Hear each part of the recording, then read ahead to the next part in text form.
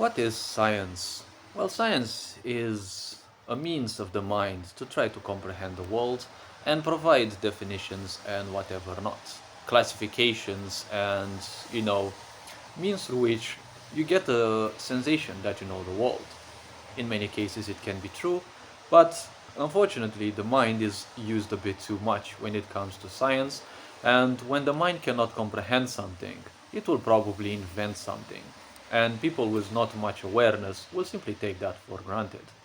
And the mind can offer you things in such a way that they can feel so freaking convincing, right? Some people dream something, they have a certain sensation as they dream, and the dream looks so freaking real to them. But they kind of forget the dream happens at a certain moment, and them becoming aware of that dream happens at a different moment. Very few of the dreams are actually really prophetic and the such. Now, if we want to think about one thing, see, science says your existence is also related to billions upon billions of people who lived before you. If those people hadn't lived, well, you wouldn't live as well. See, this is mostly wrong, I may say, and let me argue why. See, the point is, science only seems to function at a very superficial way because humans are superficial. Yes? When they look at life, they only see the physical point. You know, people aren't, or too many people, most people aren't capable of things beyond the shallow aspect of the physical. That is why so many people in the world are sexual by design. They can't comprehend anything further than that. Anything emotional simply scares them off, right? So they just are into void stuff, right? The simplest things, and if it gets a bit weirder than that for them, they simply scram, right? They simply run away. Similarly, when you look at the low quality of many scientists, when you ask them to look at a human, they will tell you all the features of that human: skin color, height, possible age, this and that. You know, they will go into all sorts of analytics, but definitely they will miss the damn life in that human. Yes? You tell them the same thing about a tree, a rabbit, any animal, they will tell you all the possible stuff that they have mechanically learned. You know, species, genus, this, that, gender, possible age, whatever possible parameters they can think of. But they will miss the damn life in that being, whether a human, a tree, animal, bird, whatever. Yes? This is the quality of science that you've been having around. See, the only reason you exist nowadays is because you, as a piece of life that you are, yes, beyond this physical body, beyond all layers of physicality, you are a piece of life, yes. That is not something that science can ever define.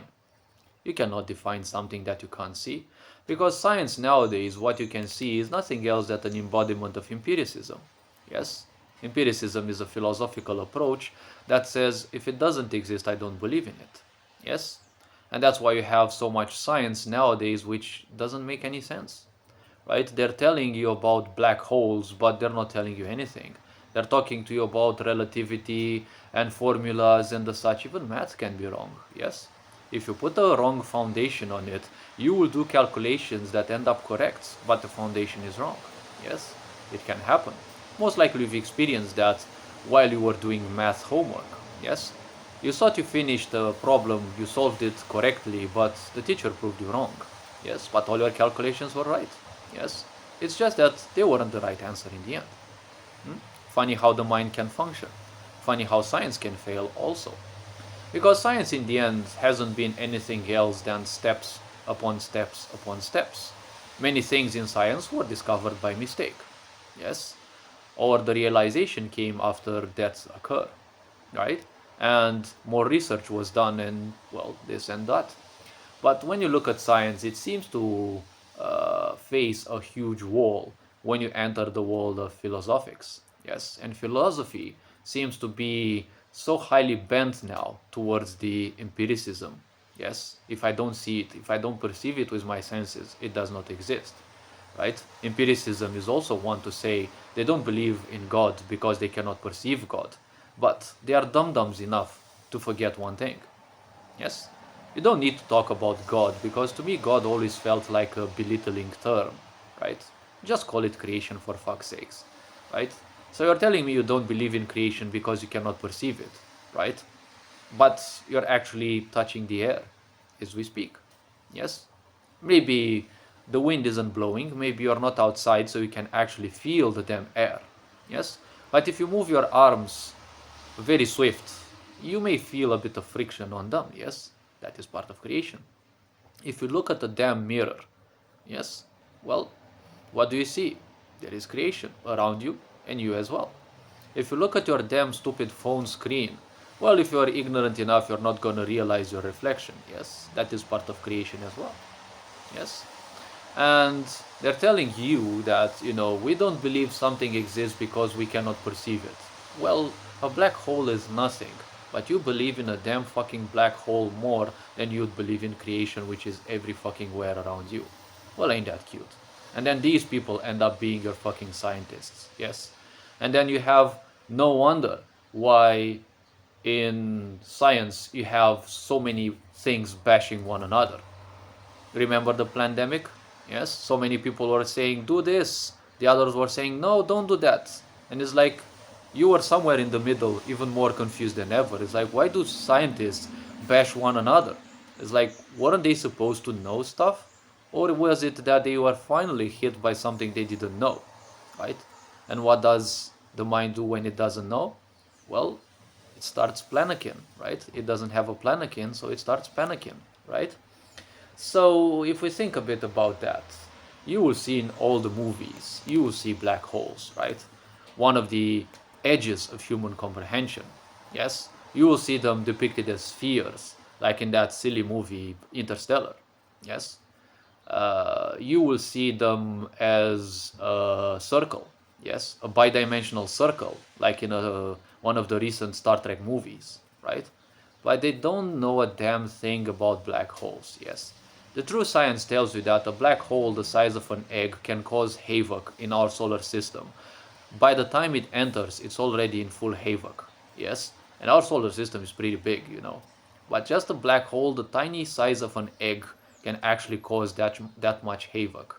And then you have Interstellar, where a ship enters the spin of molten matter, which is probably thousands of degrees uh, Celsius, let's say. Yes? And that ship doesn't have anything. Yes? There are contrasting forces in there pushing you upwards and downwards. Two of those contrasting forces that grab you, you're gonna be ripped to pieces, and no fucking material will gonna last. Okay? Or at least materials that we can design for now. Yes, maybe in sci-fi it can happen because it's sci-fi. But that shuttle left Earth in these times. And we don't, I assure you, you don't have that much of a resilient material that can withstand probably even thousands of tons of pressure. Yes? That one pulls you in a way, one pulls you in another way. Right? That jet of matter that whirls around the black hole doesn't just spin, just doesn't just move like or flow like a river. Okay? You're having all of those things all wrong. Yes, because people have a lack of understanding, so they just go with whatever their stupid mind can offer.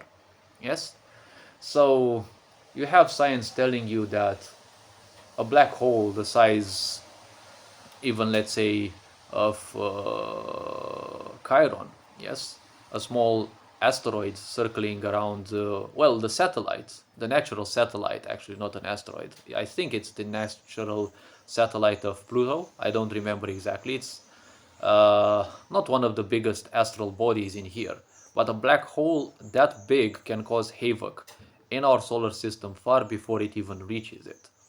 So then you have a supermassive black hole like Gargantua, definitely not affecting anything around it, yes? And then they tell you, look, we've got pictures of a black hole. Dude, you don't have pictures of shit. You only have a picture of what is the distortion caused by it, yes? The light distorted by it. That is what you have. You don't see a black hole because you don't call it black for nothing. In the depths of space, even inside the nebula, you're not gonna notice it. Yes? You're gonna notice it when you're most likely way too damn close. Or if you use sound sensors, maybe you do. Yes? So science is just like that, superficial. So now science tells you that if it weren't for the billions of people before you, that's bullshit. Yes, you wouldn't have existed. See, you are a piece of life. Being a piece of life means you have some karmic structure. That karmic structure will seek liberation. What does liberation mean? Well, that piece of life that you are, which is very subtly physical, let's say, at most, very subtly physical. It entangles itself in all sorts of attachments and all sorts of limitations in order to experience physicality more and more. Yes, that's how you get ignorant people. People who are, or beings who are fully entwined in strife and all sorts of challenges. They don't understand shit. They don't understand anything, right? They're just characters starting at level 1. And they have to break through each and every level of ignorance, yes, so that they become better, more knowledgeable, wiser, right? That's why they always remind you that people who are very wise, gurus and the such, they have far more karma than people who are very simple minded. Very simple. Yes? Because let's think about one thing. They have how many things have they experienced? How many lifetimes have they performed certain rituals and the such? You accumulate a huge amount of karma that actually acts as your wisdom, because the wisdom that you have from previous lifetimes is nothing else that powerful reminders of your experiences, right? That is what karma means in that specific case, because karma means a lot of things. It goes in all sorts of directions. It is the foundation that allows you to be what you are. It is that which holds matter together in a way. As per the Hindu speaking, yes, it is their own term, but it is a very powerful term nonetheless. So you will have to experience things until you reach that moment when you simply break out of the karmic structure and you re-become the piece of life that you are. What happens next? Well, you are one with creation again. No more limitations, no more life and death, no more experiencing worlds like you are experiencing right now. No longer being a slave of impulses, right? The reason why so many gurus give up on life and become one with creation is because they know you can never win nature's game. Yes, as long as you live in a physical body, you are bound by karma, right? You are bound by nature to live by its impulses. And you can be the biggest guru ever, those impulses will still creep around. Yes, those urges, those impulses, those always seeking more, wanting more. Yes, you will never be able to win that game. Yes. So the point is, let's say your ancestors didn't exist, or at least one of them didn't exist. Well, that wouldn't have meant that you nowadays wouldn't have existed. Maybe you would still have existed in the same current time and space that you are. Maybe you would have been almost the same looking. Definitely some changes would have happened, but you wouldn't have noticed them anyways. Yes? That's why they tell you, maybe in a parallel universe, you don't necessarily look the same as you are. Yes, but you see all those Hollywood distraction movies presenting things exactly like that. Then they play a bit with the things that, the character is evil in that world, the character is a pantheist in another world, the character is a loser in another, parallel universe, but they all look the damn same. Yes? A parallel universe doesn't mean necessarily the whole fucking history happened the same exact way so that you existed and manifested a completely different personality, as if you'd be some kind of god and you are favored enough to have different multiple personalities, right? Remember that they're actually pseudo spiritualists actually tell you that you exist in multiple parallel universes at the same time. You have multiple lives at the same time and you're experiencing different times. Why the fuck would that happen? You live in this physical body and that's the most important thing that happens and should be the only thing that is important to you. If some of your ancestors didn't exist, the karma within you, the unconsciousness of the piece of life that you are, would have found a different fucking physical body, would have embodied a different body, would have still existed, would have still experienced its own things, because life is never going to stop. its quest to simply transcend all the limitations. Yes, life will always seek the ultimate liberation, because ultimately that is what you seek. That is why you're always pointed by something better. Yes, by something higher, by something even better than you already have. Yes, it is an impulse of life. Life wants you to, in a way, comprehend this and transcend this. But nature will not allow you to do that too easily. It gave you a physical body for free, right?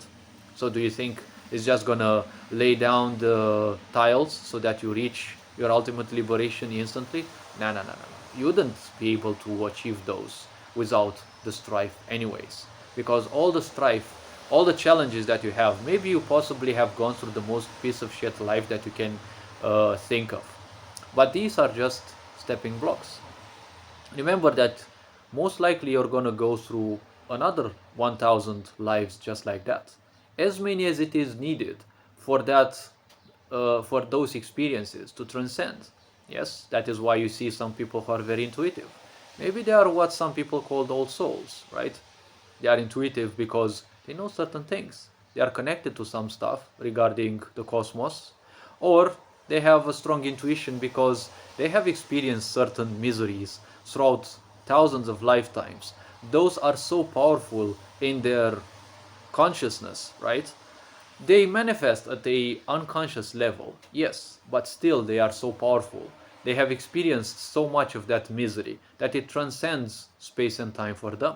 Yes, it transcends the history of the physical bodies and what they were. Maybe they were rich people who lost it all. Maybe they were soldiers or people who were framed and killed. Or maybe they were truthsayers who were killed and slaughtered and butchered and tortured and this and that. We all have experienced things like this, yes? So, in time, remember that not everything that science tells you is necessarily true. Yes, you don't owe your ancestors much necessarily, because the life that you are, if you had different ancestors, you would still have existed. Yes, as long as people will breed and your species exists, the piece of life that you are will find a suitable physical body. Yes, whether in the same country that you lived in, or whether on the opposite side of the world, or if we spread to other planets on any other planet. But it's still gonna be on this planet because this planet gave you a physical body. You're bound by some laws to it, by some rules. And well, that goes into other topics, but hopefully this video raised a bit of awareness. You're appreciated. Take care, enjoy life, and this being said, Ferenc on board, signing out.